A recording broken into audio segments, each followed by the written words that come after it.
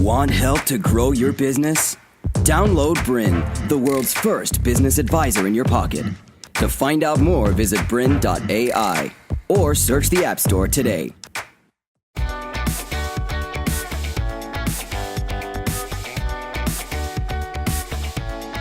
Hello, my name's Nicole Morris. I'm the founder and managing director of Human Tribe and the host of the Human Element series. Today, I'm here to talk to you about how to build a cohesive team. Now, when I talk to you about this topic, I'm lucky enough to be standing on the shoulder of a giant, and that giant is Patrick Lencioni. In 2002, Patrick Lencioni first published his now best-selling book, The 5 Dysfunctions of a Team. Year on year, since then in 2002, every year this book sells more copies than what it did the previous year, which is something that's rather unique for a leadership book.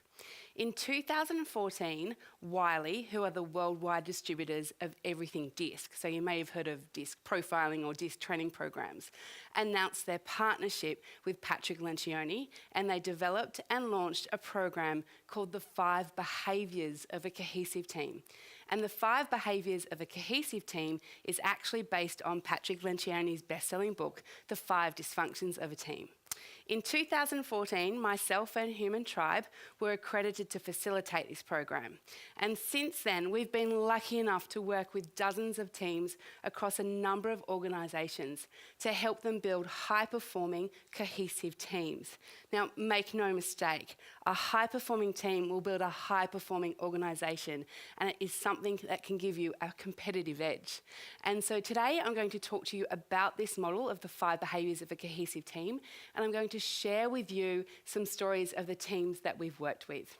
Now, before we actually look at building a cohesive team, we do need to make sure, it's our recommendation, that we actually work on the individuals, because before we can work on the collective, we need to make sure that the individuals on that team have a degree of self-awareness. So what am I talking about when I say self-awareness? You may have heard people say something like off the cuff, like, oh, that person has no self-awareness. So what does a person that has high self-awareness look like? I would describe a person that has high self-awareness as someone that understands their needs and wants and how that impacts their behaviour. They understand their values and beliefs, which can be quite strong, and how that impacts their behaviour. And they understand their thinking and feeling and how that impacts their behaviour. They have a very clear insight and understanding around their priorities, around their strengths and their limitations. So they're very clear on who they are and how that impacts their behaviour. But more so than that, someone that has high self-awareness would be someone that actually takes into account how others perceive their behaviour and how different individuals may see different things. And the best thing a highly self-aware person will do is they'll adjust their delivery or their communication or the way that they relate to someone so as to have the most effective working relationship. Let me share with you a personal example. So I would describe myself as someone that is passionate, generous, determined, and I think those 3 words are actually written on my business card. So if I zone in on one, that would be I'm very passionate. I think I've always been that way, and I like to think that it served me well. I am very enthusiastic. I like to influence. I like to take action. I like to get results. I'm energetic, and I definitely use my emotions to fire me and to fire other people along. But now, if I'm working with someone that really values conscientiousness, and this could be a peer, it could be someone that works for me, it could be my boss, it could even be a client or a potential client, I need to be aware of how they may perceive my passion. A highly conscientious person will value getting things right. They'll value stability, accuracy. They'll challenge the status quo to make sure that they get the best possible outcome. So they may perceive my passion as maybe overly emotional or fickle, or that I'm just excitable. So as what I try to do, and I've been working on this for a long time, is I try and tone down the emotions and moderate my delivery. I need to make sure I know my facts inside and out, and I need to make sure that I focus on those rather than focusing on the emotions. And hopefully what that does is makes my delivery more palatable to them so that we can have the most effective working relationship. Now, this is not something that I'm a master of and not something I've perfected. In actual fact, I would say that people that have a degree of self-awareness are very clear that this is something that's always a work in progress. You're never going to get 100%. You're always looking at how you're behaving and how you could be more effective with others.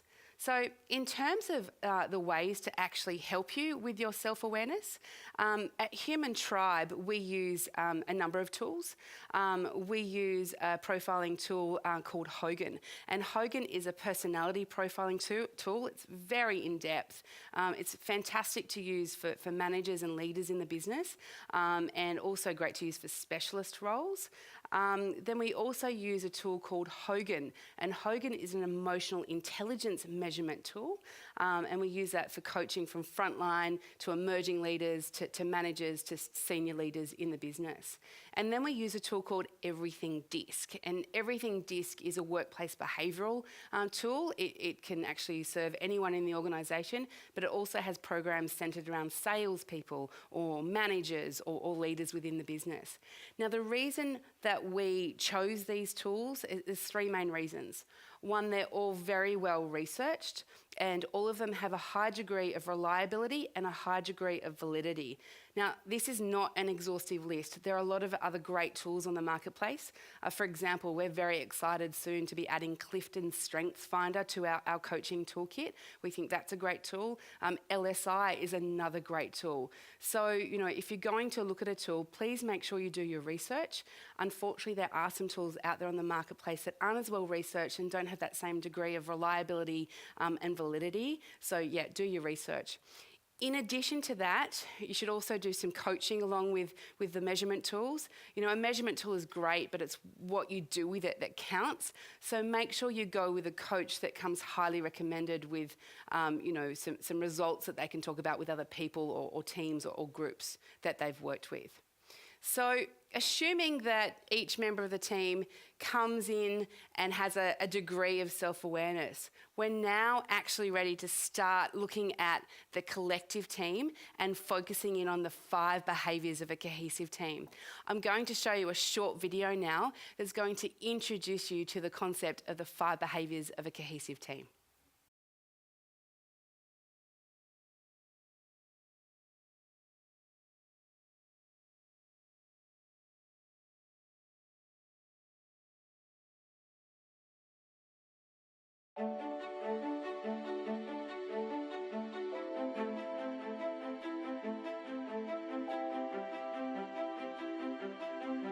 This is my team, my dysfunctional team. It may look pretty normal on the surface, but underneath, there are 5 things going on that need serious attention. Let's take a look. She can't ask for help. He doesn't want to risk starting an argument. He's only pretending that he's on board. That's me. I don't think it's my job to make sure he does his job. And he only cares about his own goals. So that's my team. Maybe your team has its own challenges. In his New York Times best-selling book, The 5 Dysfunctions of a Team, Patrick Lencioni identifies 5 core dysfunctions that most teams face. The first dysfunction is an absence of trust among team members. This stems from their unwillingness to be vulnerable within the group. Vulnerability is about being able to say and genuinely mean things like, I screwed up, I need help, and I'm sorry. Team members who are not genuinely open with one another about their mistakes and weaknesses make it impossible to build a foundation for trust. This failure to build trust is damaging because it sets the tone for the second dysfunction, fear of conflict. Teams that lack trust are incapable of engaging in unfiltered and passionate debate of ideas. Instead, they resort to veiled discussions and guarded comments. A lack of healthy conflict ensures the third dysfunction: lack of commitment. Without airing their opinions in passionate and open debate, team members rarely, if ever, buy in and commit to decisions, though they may feign agreement during meetings. Teams that fail to get this commitment develop the fourth dysfunction: avoidance of accountability. Without committing to a clear plan of action, even the most focused and driven people often hesitate to call their peers on actions and behaviors that seem counterproductive to the good of the team. And this leads to the fifth dysfunction: inattention to results. Inattention to results occurs when team members put their individual needs, such as ego, career development, or recognition, above the collective goals of the team. Another way to understand this model is to take the opposite approach, a positive one, and imagine how members of truly cohesive teams behave. First, they trust each other. They engage in productive conflict around ideas. They commit to decisions and plans of action. They hold one another accountable for delivering against those plans. And they focus on the achievement of collective results. And that's it. These are the 5 behaviors of a cohesive team. Each one is a deliberate choice made by the team. They do require discipline and persistence, but the payoff can be big. And there's a nice bonus.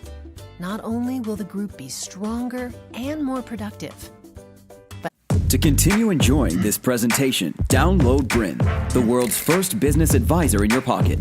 To find out more, visit BRiN.ai or search the App Store today.